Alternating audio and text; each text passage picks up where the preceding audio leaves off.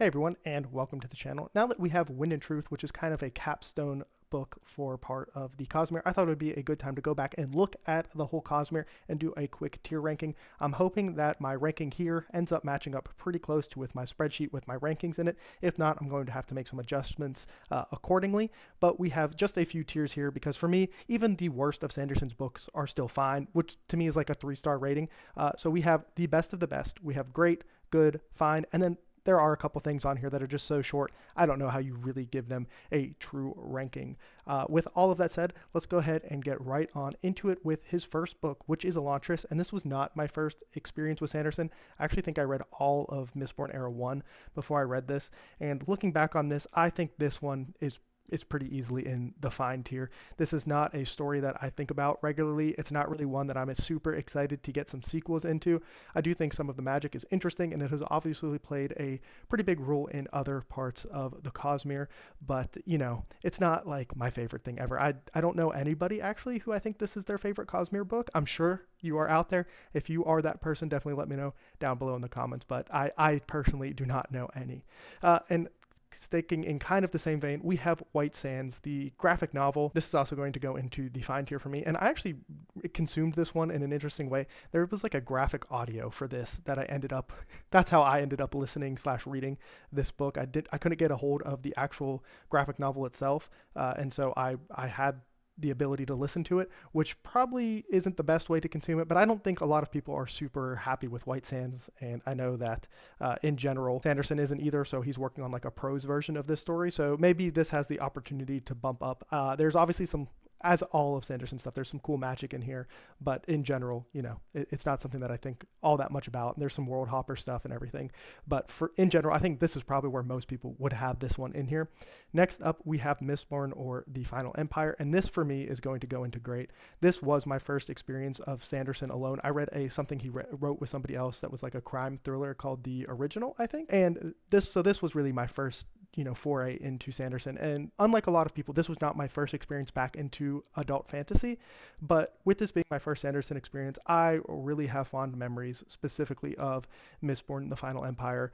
Just, I don't know, it felt so unique and different than a lot of other things that I had read, and I know for a lot of people this is what got them back into reading, and maybe it doesn't hold up so great for them. I'm curious on how I would feel about this on a reread, but right now, as we stand, this is a great experience for me.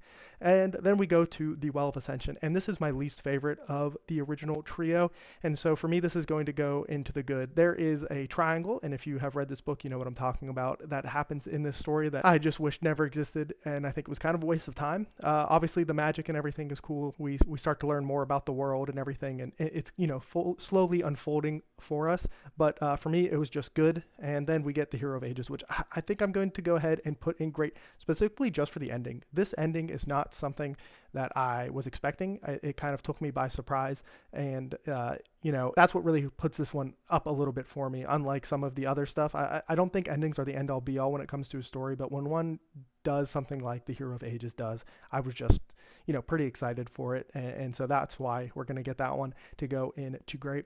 And I think this is going to be the first one where we maybe have some disagreements on. So Warbreaker, when I first read it, I really liked it, and then as I have gone on and more time has passed, it's not one that I really think about outside of one specific sword that is in the story, and I don't really think about too much else that goes on in this actual story, so I'm gonna actually put this one down in good. I would say I still have it above The Well of Ascension. I'm probably not going to keep all these tiers completely accurate, but for me, I see why some people absolutely love this book, because it does feel different compared to a lot of his other ones. You still have the hard magic system with the breasts and everything, but there's just something about this. I would much rather get a Warbreaker sequel than a Elantris sequel. So, you know, for fans of Warbreaker, I'm with you on that, but we will see what ends up happening and if we can get a sequel here at some point.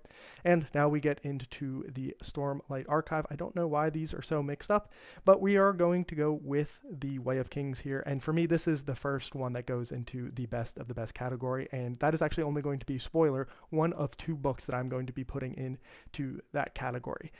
This is a book that when I first read it, I was a little worried. The first 50% or so of this book just didn't feel like it was something that was working for me all that well. And then the second half just took off for me. And then now looking back onto it, this book just stands out more and more every time I think about Stormlight in particular, the Cosmere in particular. There's just something about The Way of Kings that I think holds up so well. And, maybe in 10 years, whenever Stormlight 6 comes out, I will actually go back and reread it, The Way of Kings and all of the other ones. But for me, The Way of Kings is just a really, really special book. Now, for some reason, let's do Words of Radiance. Let's try to do these a little bit in order. So Words of Radiance is actually the only other book that is going to go in here. This is actually my favorite Sanderson novel. It is one of my favorite fantasy books of all time. It is actually the only Stormlight book or any Cosmere book that I have given a 5-star rating to. There are just so many impactful moments in here that just hit on the moments that are something that personally speak to me in a way that a lot of stories don't. And so, I absolutely love this. There are chapters that I go back to in here and re-listen to and just think about. And so, yeah, Words of Radiance, I don't think this is an unpopular thing, right? I think most people, or not, I won't even say most, but I think a lot of people do have Words of Radiance as their favorite. Now, for me, we get to Oathbringer, which I think I'm going to have as good, in the great category, probably splitting these. I think I probably like the Final Empire a little bit more than Oathbringer, and this was definitely a step down. Obviously, I have a gap there between the first 2 Stormlight books, and I almost think that the Sanderlanche for me personally at the end of this book was too much, and I think that is part of why it gets knocked down to the great category out of the best of the best. And I know some people, this is their favorite, and with a lot of the earlier Stormlight books, that is something that happens. Like, it seems like there's somebody for every Stormlight book that it's their favorite, maybe, except I don't know anybody who has said Wind and Truth is their favorite yet. But even the next one, Rhythm of War, I know so many people who, well, I don't know so many people, but I do know of people who this is their favorite Stormlight book. For me, the more I think about it, now, the problem is my favorite chapter in all of Stormlight is in this book. I believe it's chapter 108. So if you want to look at what that chapter is, you can. I'm pretty confident it's 108. And that is another chapter that I go back to and listen all the time. All the time. But unfortunately, the rest of this book is definitely a little bit of a struggle for me. And I think going back to it, I don't know, it's very close to being in the great. And is it the bottom of great or the top of good is probably where it's going to end up. So for now, I'm going to put it at the top of good, and we'll see if it stays there or if I bump it up to great. We'll have to see. I don't want to, I think great should mean something, right?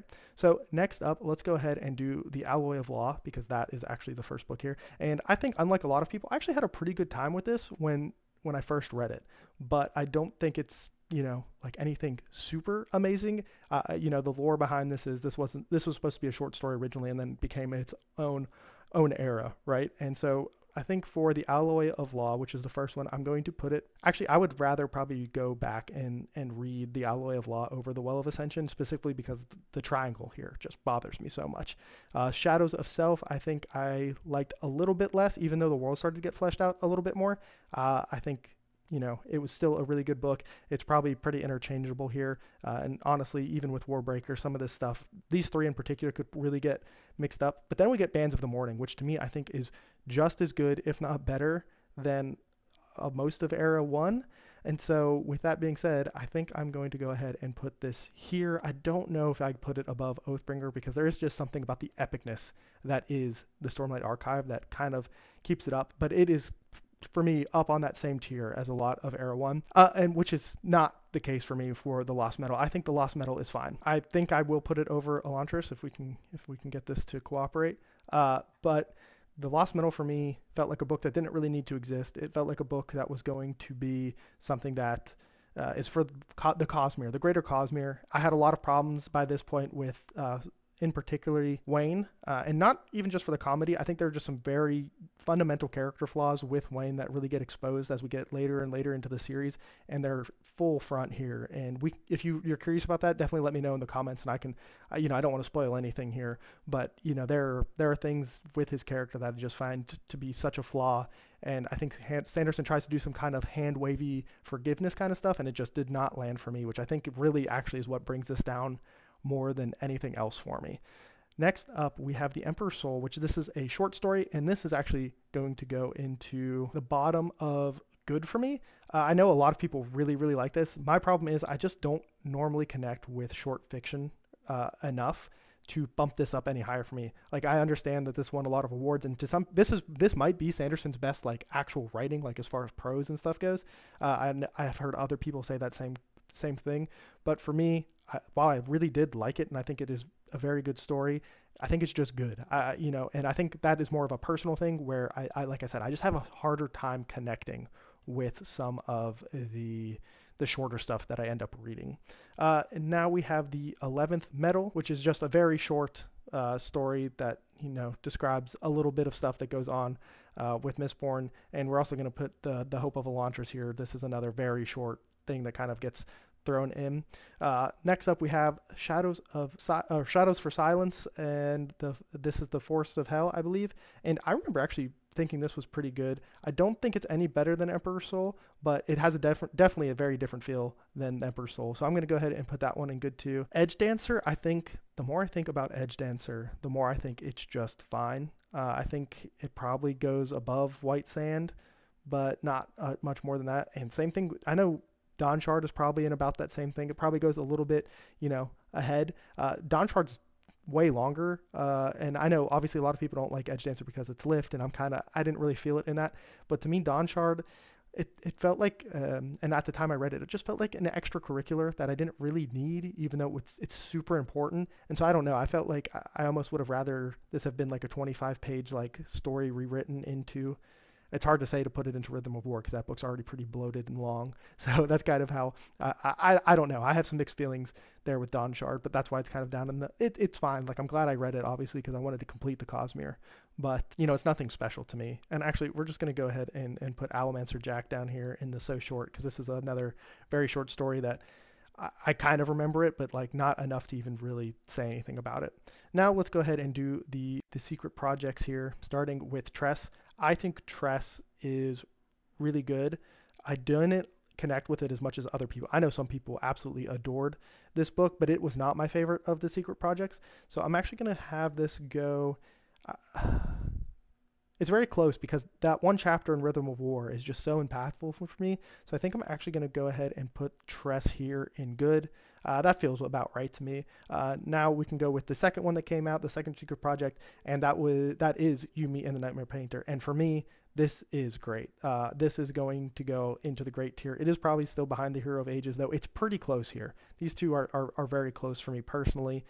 This is my favorite. Like I said, my favorite of the secret projects.